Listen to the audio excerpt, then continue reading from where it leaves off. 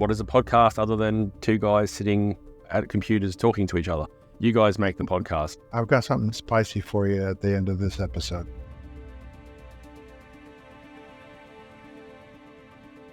Hello and welcome to The Lab, a Minecraft podcast, where we explore, experiment, and theorize about all things Minecraft. And with me is a man who I need some feedback from you guys on what the best wood for this man is. The Troj. Hello and surprise! Welcome to a surprise bonus episode of The Lab before the end of the year. Who'd have thought that we were going to do this? Not me 24 hours ago. Yeah, I mean, you hit me up and said, hey, we got some feedback to talk about. Some people that wrote in and sent us an email or commented on a video, and yeah, we'd like to recognize them today. Yeah, we don't really seem to get much of an opportunity in each episode to recap, which is something that we're going to look probably at for next year, for season 3 of The Lab. But yeah, we just thought, hey, why don't we just take a small little bonus filler episode right at the end of this year and just go over some of those comments, because there is actually quite a few. More than I thought. There is more than I thought. So let's dive right in. We're going to go all the way back to episode 9, and we spoke about small content creator burnout, which is something that big creators have to endure, but so do us as the small content creators. And we got a message here from Jurassics, also a member from Interrobs. As passionate part-time content creators, we put a lot of pressure to deliver similar content to full-time creators. Some of us have full-time jobs in life that we need to do to pay the bills, and we do this as a hobby. Yet we still feel like we need to deliver the same quality of content, whether that is through editing or what we build in Minecraft, for example. It's natural for us to compare ourselves to the people we look up to on Twitch and YouTube, who do it full-time, and we look at what they do and feel we have to get closer to that level. This can lead to burnout or demoralizing feelings. That episode really hit home because, well, especially now and this time of year, you would think that things would slow down. It's getting colder for us here in the U.S. Things would slow down and I'd have more time to create content. But no, it's just, for some reason this year, it's just been going hard. And yeah, it's getting harder and harder to make content, but I still have so many ideas. I'm sure you have so many things you want to do. And you need to do what you can.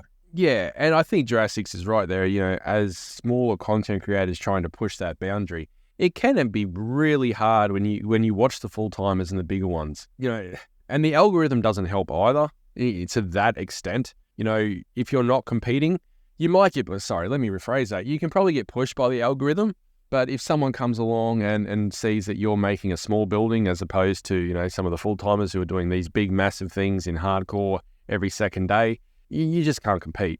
And I guess the best thing that, you know, I've learned over the last 6 months or 12 months or however long it's been, you know, is just you do you and do what you can do. And growth will come. It may not be as lightning fast as some of the other ones out there, but as long as you're having fun and you're enjoying it, it still becomes an enjoyable thing to participate in. And I think that's probably the key thing there. You know, someone said to me recently, and I was talking again about Twitch, it sort of stalled again for a little bit. And I was like, well, what am I doing wrong? What's happening? And someone said, just basically stop worrying about it. Do it for the fun of it. And if you do it for the fun of it, good things will come. And exactly, it does. It did. You know, I did it for the fun of it. You know, we hit 1,000 subs on the my Minecraft YouTube channel. We had an amazing event. You know, we were invited to Subfest by Twitch to participate in that event, and that was fun. And you do it for the fun of it, and yeah. I think that's what to focus on is the fun, the enjoyment, and, you know, the escape from reality that content/Minecraft can provide for you. Right. And I think that's why that some of the bigger content creators experience burnout as well, is because maybe they lose sight of it being fun. It's that algorithms, you know, haunting them daily saying, yeah, you better do something or you're going to fall behind. So, you know, that's the most important thing. Just keep on having fun. I guess for them too, though, they have got the added pressure of them being their full-time job. That's their source of income. So I guess that in some respects is actually a benefit that us smaller ones have, is if we have a video bomb, it doesn't actually impact our financials that much because we're still got a full-time job to go back onto. If they have a video bomb, it could be the difference in $1,000 a week. Exactly. And can I just say, that was a really interesting episode, that one. That was quite a raw, emotional one that hit home at the time. We're moving now on to when we were speaking about, we put an episode out entitled Minecraft 1.20, Trails and Tales, almost here. So just before 1.20 was released. And I hope I'm saying this name right, but we got a message here from Hugon3263. I enjoyed this little wholesome talk about the update.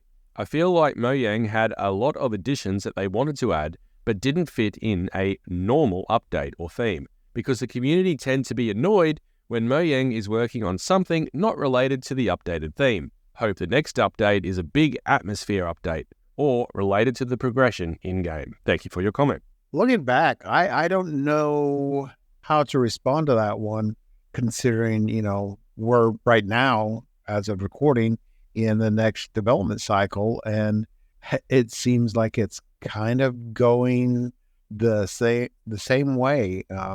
Is there a real clear theme? Yeah, I tend to agree that it seems to be that they have a lot of random ideas and different things, and they just try to package it together and go there. Like we said at the time when the Wild update come out, that we thought the name probably wasn't quite right. It didn't really seem to fit with the widespread of things that they were putting into it. But I think also Hug On here is right.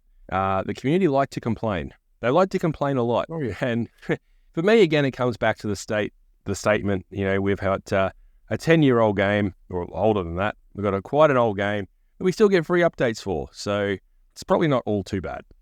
It's strange for the way they're doing this development cycle, adding in things as they're finished, and especially now, we're going to get, it seems like, according to things, we'll be getting the armadillo before 1.21.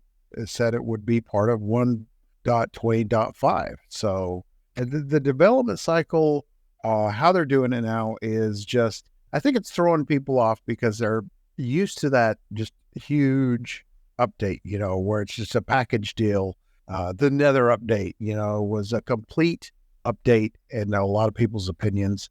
And now it's kind of piecemeal. It's just bits here and bits there. And then once it all comes together, they throw a name at it. Yeah, but I think that's a result of what the community did to them with the whole caves and cliffs thing. I think, the amount of garbage and rubbish that was thrown at the developers' way during all that, it was probably only going to go that way. And I think the community have to accept the fact that the toxic elements of the community, let me put it that way, did the community as a whole no favors during that whole process. Now, and you and I said at the time, we hoped that Mojang wouldn't go too far back into their shells. And I believe they did. I think they have, in terms of, the way they're doing things, how they're doing things, how they're communicating. The last Minecraft Live event, which I actually felt was a debacle, frankly. I think they've gone back too far the wrong way, but I understand why they have, because the way the community was so toxic at that time. So, yeah, I totally get that. They are genuinely and sincerely looking for feedback, but you still have those people that all they want to do is complain and ask why'd you do this? Why'd you do that? Why isn't this added? I'm glad they opened a Discord. I haven't spent much time there, but they are looking for feedback. Definitely. And that is one good thing that they do. They take feedback. But in terms of updates, they then announced something that is still quite controversial, and they announced proposed experimental changes to the way villages worked. And we put an episode out called The Best Update Yet, Updated Villager Trading. And our friend Jurassics again commented. Now, I'm not going to read the whole comment because it's quite long, but I'm just going to put the first part here. And if you want to read the full comment, you can go over to YouTube to that episode and have a read for yourselves. People don't like change. I think it's good that they are doing this. I think it gives us a reason to get out and means that you can have small bases in different areas. I'm glad that they are planning on nerfing the villagers. They were just too OP with raid farms, zombie curing, glass exploit, etc. I like that you can't get the best book, and hopefully you will be able to find them in chests. And he goes on with other things there. I tend to agree. Villagers are definitely a broken system in terms of how OP they are. Very quickly with the right trade setup, you can get to diamond gear across the board without even going mining. And that is a system, like that says to me, that is a broken system that needs to be looked at. You know, I know some people that like the villagers how they are because it makes it easier for them in terms of getting the stuff. If a system's broken to the point where it's breaking the game, then, you know, I'm all for having a look at that potential changes with it. The problem that I had with it at the start, I don't want to just see a fix to the system just for the sake of, oh, let's have a fix. Let's have a proposed fix. At the end of the day, you're still going to be able to get villagers. You're still going to be able to put villagers together.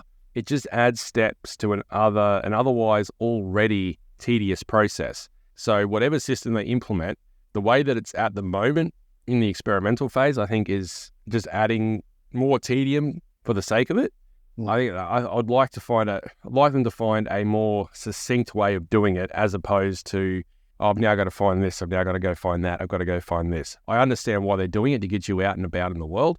As a server admin perspective, it's going to make my world file sizes a lot bigger as people go looking for these different biomes. Well, I said it, I believe I said it in that episode that people were freaking out and assuming that these changes were like in the next update.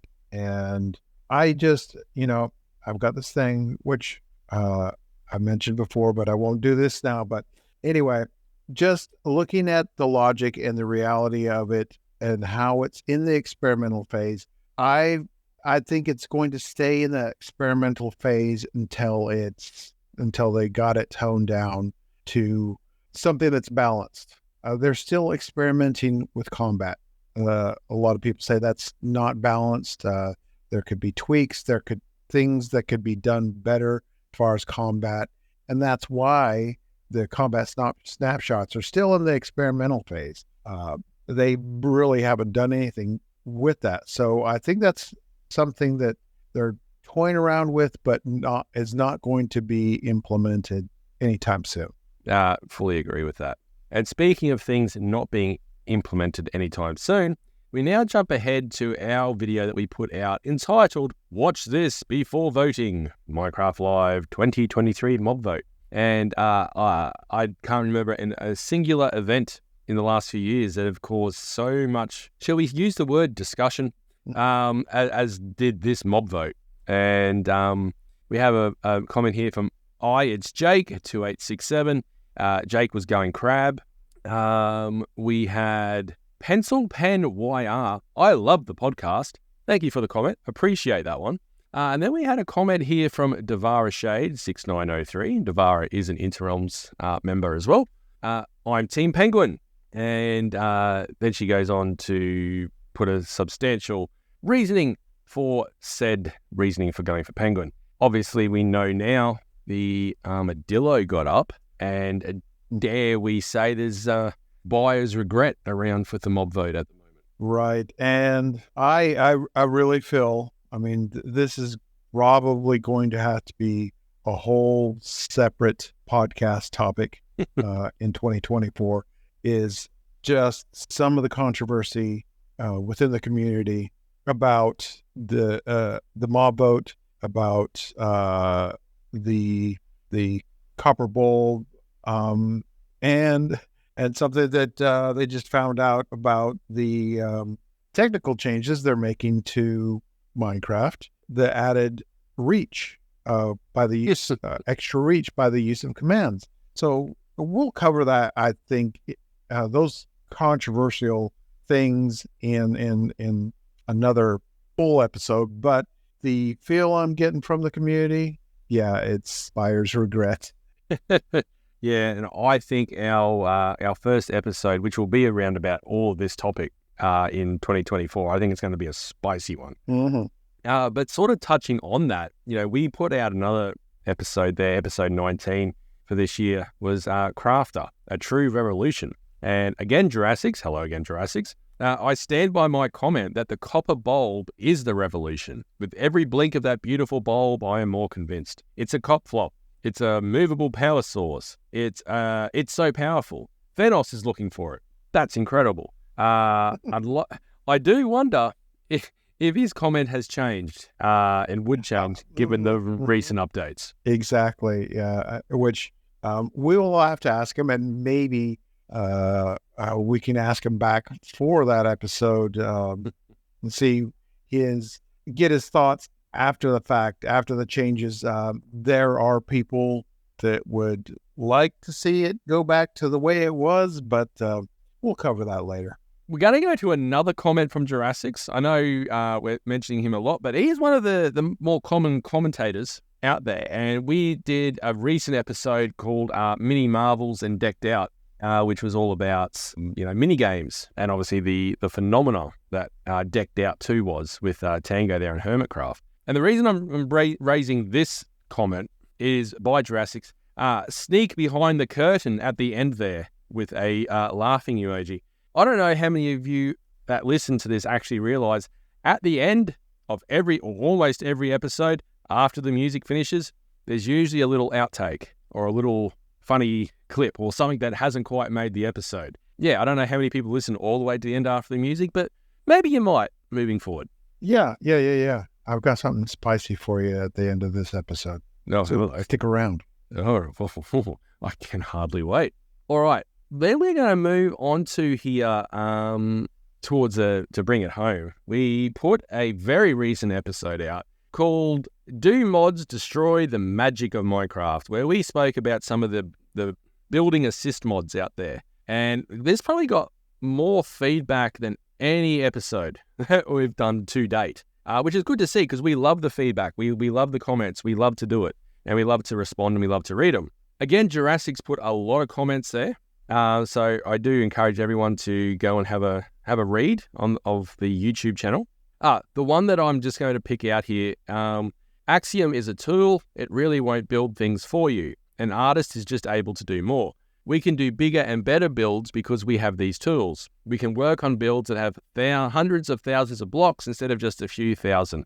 And with that comes better quality and skill. Agree? 100%.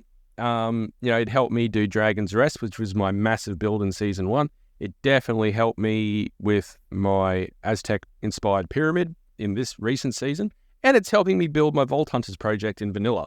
I still maintain that at some stage, things are moving towards the point where the magic is going to dissipate because people will be able to punch into an AI program, build me this, and it will build them that. And they just take the schematic and paste it in and go, look what I've done. I hope we don't get to that point, but it feels like the natural progression is it's going to get to that point. I'm a tinkerer.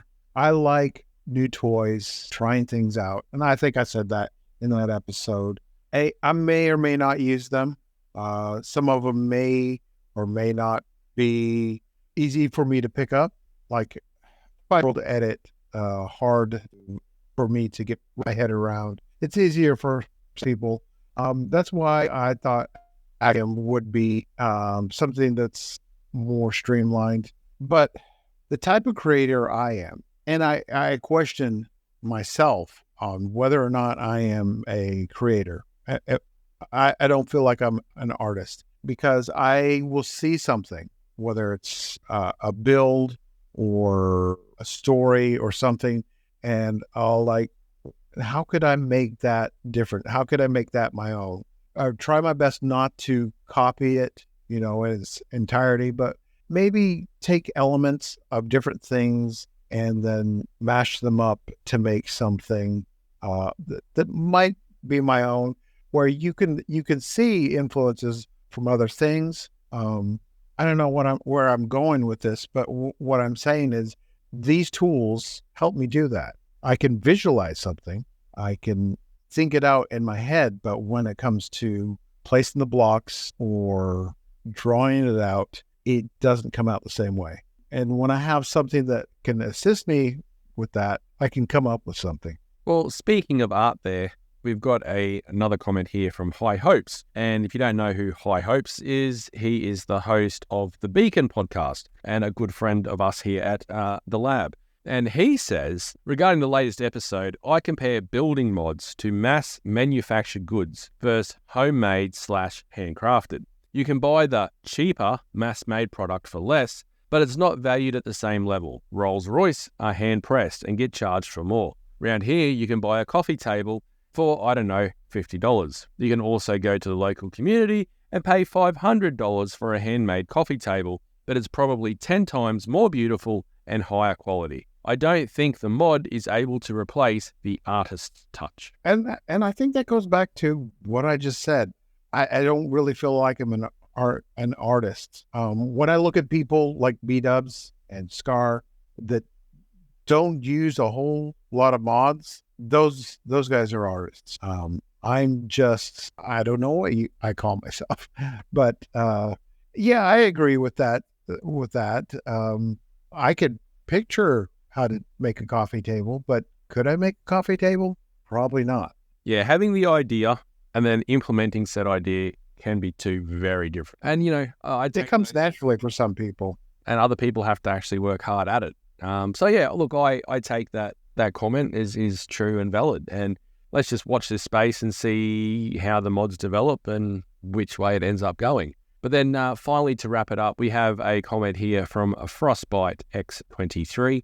I am rather selective towards my choice of Minecraft mods. I only take mods that add new items and stuff to do such as dungeons or adds new mobs or plants in the game. Not much of a Lightmatica user here, since I tend to upgrade and modify my builds on the fly. And you know what? That's totally fine and valid as well. Those that just like to build on the fly, only build it once, so to speak. I get that. I used to be the same way and have done it and still do that on streams at times to time, depending what the build is. But also I'm not going to hide the fact I do use Lightmatica as well, because sometimes when you're working on a big, massive build, sometimes it's going to be easier doing it in creative and then bringing it over into your survival world where you got to collect all the supplies anyway and then build it again.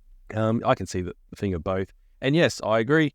There are many mods out there that change, add, twist, turn the base game of vanilla around and can be quite fun. Yeah, hopefully you found some mods out there, Frostbite, that you do enjoy and gives your world that little extra boost. Miner, we absolutely love getting feedback. We love getting thoughts. We love getting the communication from you guys. We didn't get to do a lab Minecraft podcast live this year on Twitch. We were planning to, like we did in the previous year.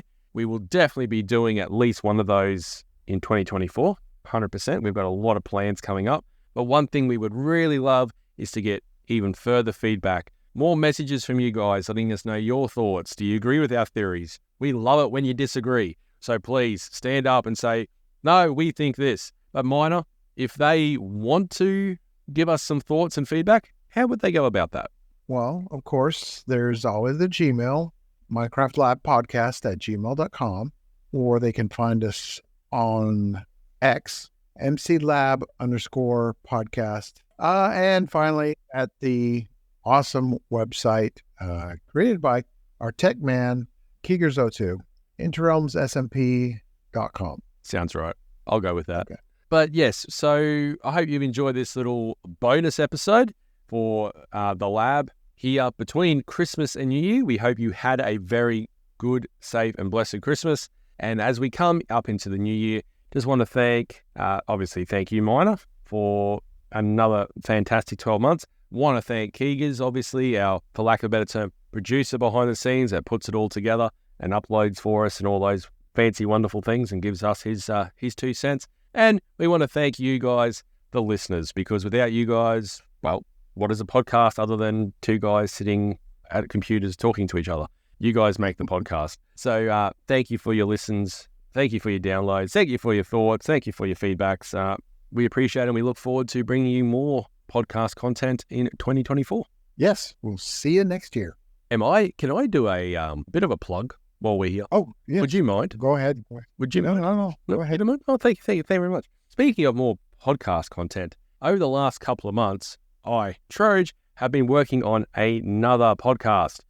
We've got a few episodes recorded, ready to go. It's going to launch in the new year. And it's not Minecraft related. It's something completely different. It's a podcast I'm doing with my son, DTG, and it's called Dad and Lad, Chuckles and Change. And what we do is we take a bit of a humorous look back at back in my day versus today. I introduce him to the first computers, the age of dial-up internet, 80s and 90s cartoons versus today. They're the sort of the topics we've recorded so far. We've had a lot of fun doing it. If you go and search for Dad and Lad, Chuckles and Change on your platform of choice for podcast, you will find it. It's already there with a trailer. Hope to see some of you over there as well. And very much looking forward for that one to coming out in the near future. So that should be a heap of fun. We've had a lot of laughs so far, and hopefully that will continue. I'm looking forward to it. Thank you for indulging me there. I appreciate it, Mr. Minor Thoughts. You're welcome. Well, I think that about wraps it up for 2023. I don't think I've blown enough things up, but we can change that in 2024. I guess you're still hoping for that new wood in 2024. New update, new wood, fresh wood, best wood. Yes. We'll see you in the next one. We will see you next year. Happy New Year, everyone. Happy New Year.